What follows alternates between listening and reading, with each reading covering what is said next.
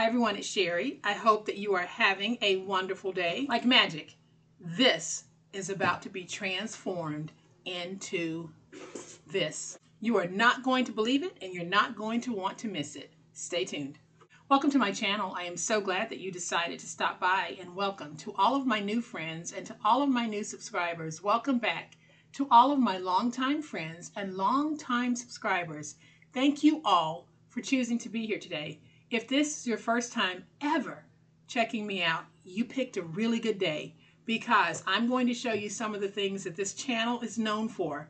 That is taking something really inexpensive and making it look like $1,000,000. We're about to do that with this chipboard bag from the Dollar Tree. We are going to turn it into a beautiful, beautiful drawer that you can place anywhere you want. So I'm going to flip to my overhead camera because y'all, we need to make this. And you know what time it is? It's time to make it. All right, y'all, so here is that Dollar Tree bag that I was talking about. It has the consistency of a thicker shoebox. It feels like chipboard, and it probably is a lightweight chipboard, but it's perfect for our project. And when I saw the box in the store, it was actually like this. And of course, when I saw it, I saw this. I'm going to go ahead and open it because y'all need to see this goodness. Look at this. It is absolutely gorgeous. It is a beautiful, beautiful drawer. When finished, it is going to measure approximately 7.5 by 6 3/8 by 3.5 inches deep. I am going to walk you through the process of how you do this because yours might be different, and I'll show you how I figured out what it was I wanted to do. So as we go through the process, I'll share my sizing with you. But everything is going to start with this beautiful peel and stick wallpaper. You don't have to have peel and stick wallpaper. You can use any papers that you want. You can use fabric if you want. You just need to make sure that you adhere it to the base. So before we even get started, I have this white piece of paper that I want to place down because this is so vibrant that it might show through on the top.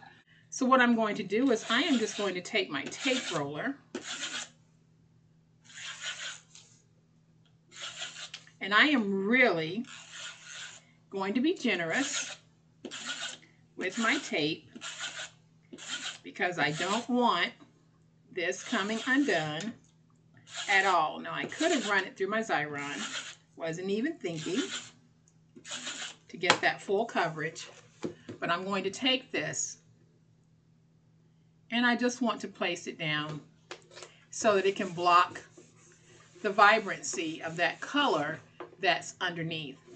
Next, I'm going to take my scissors and I'm just going to remove this little ribbon here.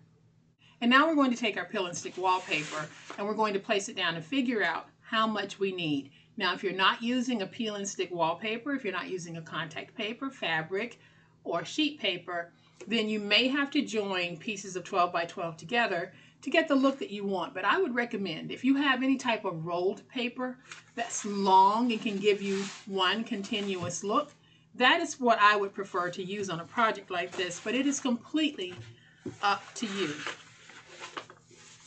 So I'm going to take this and I'm going to put it down so that when I fold over, I'm getting complete coverage. And so all I'm doing at this point is really sort of gauging where I need to start cutting. And I think I need to cut on that 12 mark there. So I am just going to take my finger blade and we're going to cut across on the 12. And so now we're just going to place it down. And once you remove the backer sheet from your peel and stick wallpaper, it does want to lay flatter than the curl you're seeing right now. So I am just going to peel this away. So now I'm going to take my box and I'm just going to place it down.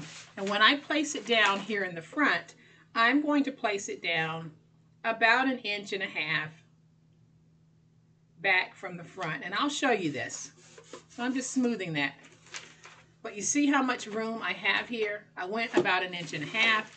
And so I made a mark on here because I'm going to take my finger blade. We're simply going to do the normal type mitering.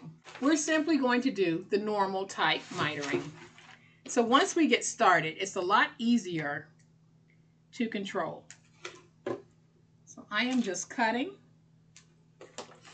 like this, and I'll take this piece and I'm going to pull it tight on the inside.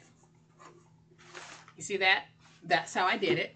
I'm not giving any measurements on the size paper you'll need because your box size might be different. This is more of a process tutorial so that you'll understand how I actually did it. So now here at this corner, we're going to go ahead and we'll be cutting like that. So I am going to go ahead and just cut like this. Then we'll go ahead and cut here so that we can remove some of this excess.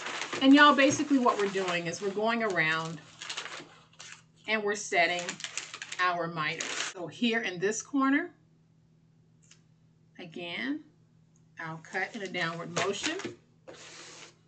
And then here, we'll cut across like this. And now we can take this piece, pull it up. I didn't cover the bottom with the white paper because it is the bottom. And I'll be doubling my paper, so you probably won't even see it. But we're just going to do that wrap around the way that you just saw me do. And then here on the inside in that corner, I am just going to go in with my handy dandy little finger blade here and cut. And then we take this piece and we fold it over like that. And then we'll take this piece and we fold it in like this. So you can see I'm going around. Then we take this piece. We're going to pull it nice and tight. And we go on the inside and we miter. Just a little bit, because now we're going to take this piece and we're going to pull it and stick it to the inside, and we'll do the same thing over here. We're going to pull it and stick it to the inside. So now y'all, I made a little oopsie, but we're going to fix it because I accidentally tore this piece.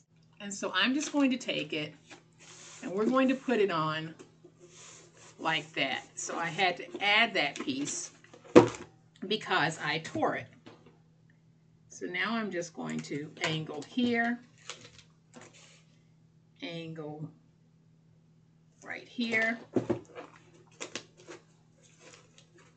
so that we can fold that over. So all right, y'all, so I think I fixed it well enough to where it actually looks pretty good. You cannot really tell where I tore it. So now I'm just going to go in on the inside with my big old spatula and really crease in those corners. And there is our covered box. It's looking pretty good, but it's going to look even better. So now we're going to make the drawer for the box. So I have 2 pieces of 12 by 12 Prima paper, and the paper is Aqua Real Dreams Collection, and it's Dreamers in Love. I love the beautiful purple look of this. So this is what we're going to go with, and I am going to need to join 2 pieces together because of the size that I'll be using for my chipboard. And I will show you in just a moment how we measure our chipboard sizing. But we are just going to go ahead and join our 2 pieces of 12 by 12 together. So I used a 1/2 inch double stick tape. You can use glue if you want, or you can use tape. It is completely up to you. So I am just going to take this and join the 2 where I have the tape. Put it on upside down, but you know what? We're going with it. One is this way and one is this way. We're going to have a pretty unique little box because I am going to go with it. So now what we need to do is we need to figure out the interior of the box. So all I'm going to do is I have a little tape measure. And I'm placing the tape measure start right there And then I'm bringing it across here. And it looks like my piece needs to be 6 3/8 inches wide by 3.5 tall. And then the base of it needs to be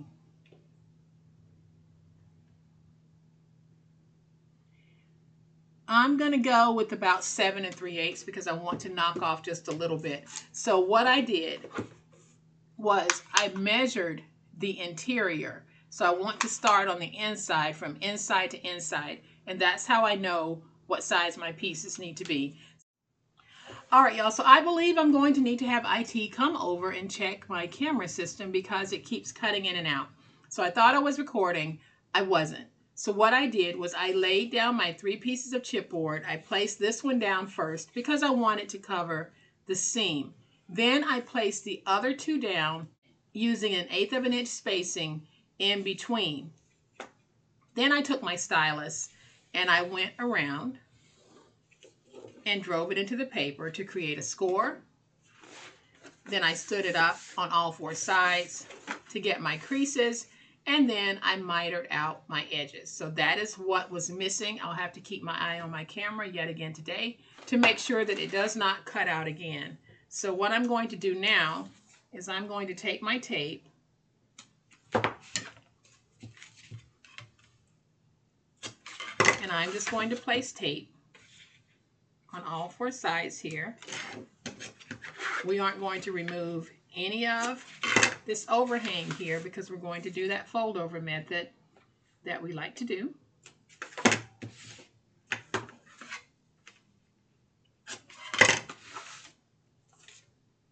And I'll probably still have to place down a liner piece on top to cover up a little bit of the gapping that you'll notice in just a minute.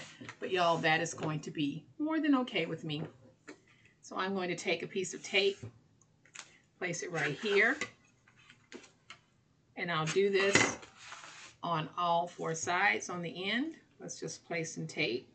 And y'all, thank you for hanging in there with me. When I have these little hiccups with my recording, sometimes it happens. You get up, you think it's going to be just such an easy day, and before you know it, you have a little bit of a challenge. So now I'm just going to peel away my tape backers. And so now I'm going to take this piece and we're going to go ahead and pull it over like this and place it there. And we'll do the same thing here. We'll pull it over and place it. And then we'll take these pieces, stand them up, and fold them over. Stand this up and fold it over. Now I'm going to use my big old spatula to go in, get everything nice and stuck, and work my little spine here. And there is the shell for my box. And so now comes that part, y'all, where you hope you got everything right. And I'm just going to take this because I want to make sure that it's going to fit in my box. And it does. And then I want to make sure that my front here is going to be okay. And it is. So now I can remove this. And we need to figure out the sizing for the sides here. So I am just going to take my tape measure again. Place it right there. And right here. And it looks like 6 3/8 is what we need. And that is exactly what I cut out. And then I know that I cut these pieces 3.5 inches high, but I'm going to reduce that to 3 1/4. So I'm removing 1/4 of an inch from this piece here. So that is how you figure it out. So now I need to bring in another piece of my beautiful Prima paper.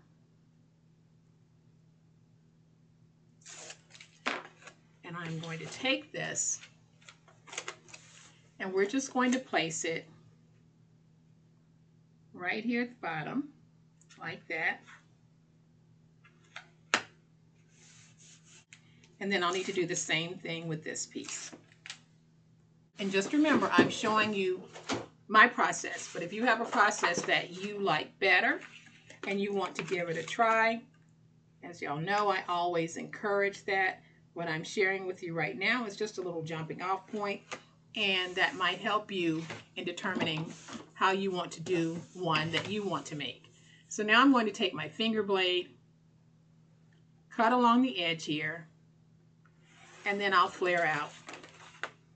And this is a step that you guys are seeing me do. Most of you have seen me do it numerous times. So we'll flare out there. Let's go ahead and do that same thing here. I'm just going to flare out.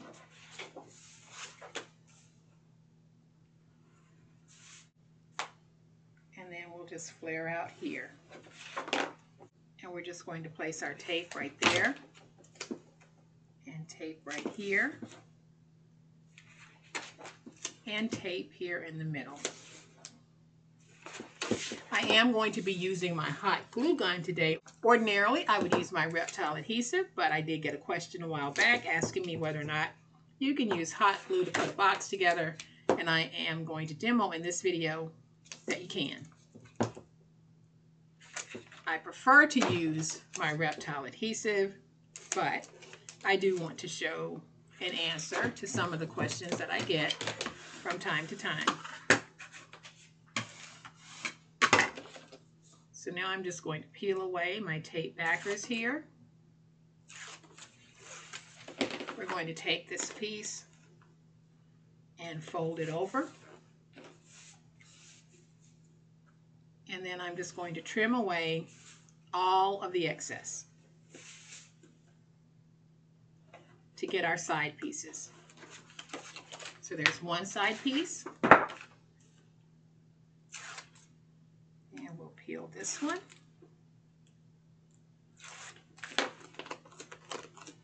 And we now have two side pieces. Let's just go ahead and trim out this excess.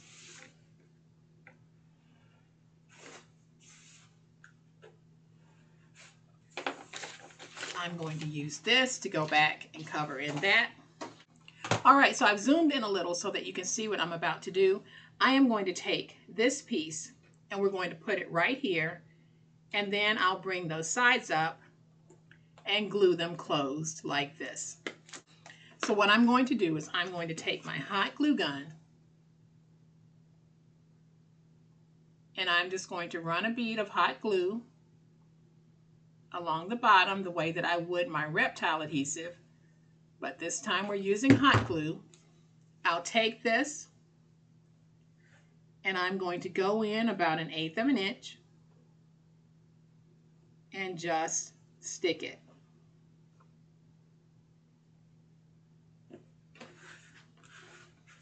And everything will straighten out in just a minute. So then I'm going to do the same thing with this one. If you're interested in my cordless hot glue gun, I will have it linked in the description box below. We'll take this one and I'm going to place it about 1/8 of an inch in, like this, and then we'll just hold it down until it sticks. Then we'll be adding glue and we'll bring the sides up like this. So I'm going to go ahead and just take my hot glue and add hot glue here and hot glue right here. Going to bring this up, bring that over just a little bit, and then we just stick it.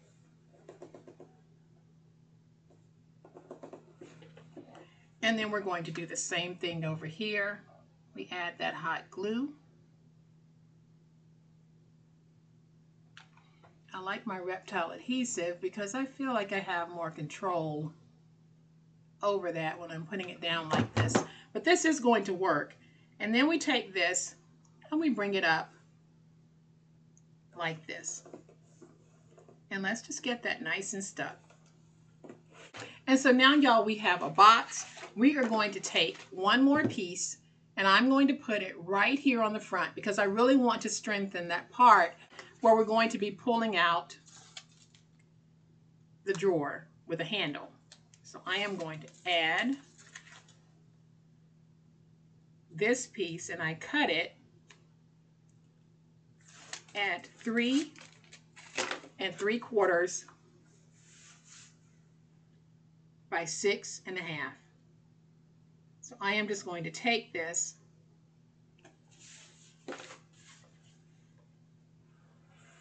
and we are going to cut this out. And now I can take this and we're just going to miter and miter all the way around. Then I'll take my tape runner, add some tape,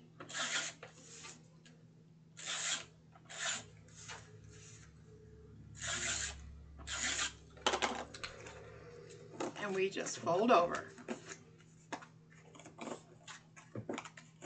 like this. And what we're going to do is we're actually going to take this, we line it up at the bottom, and then we put it down, and that gives us this little overhang lip that we have here at the top, as well as a nice sturdy front. So I'm going to take my tape, you can do this with glue as well, and I am going to place tape on the front of my box. Then I'm just going to place some tape on here because I want double tape stick. And then all I'm doing is peeling away my tape backers, and we'll take this piece, you put it on, you're just lining it up with the bottom, and you want to make sure that your side overhangs are pretty even, and your box is going to look like this on the top. So now I'm just going to take my piece of scrap. I'm not even going to measure. I'm just going to cut out a piece that looks like it will fit on the interior. So I'm just going to add some tape with my tape runner, because we just want a finished base to our drawer. So I am just going to tuck this in like this, finish off that base. And then the last thing that we want to do is I am going to take some of my hot glue, put it on here, and I am going to place my handle.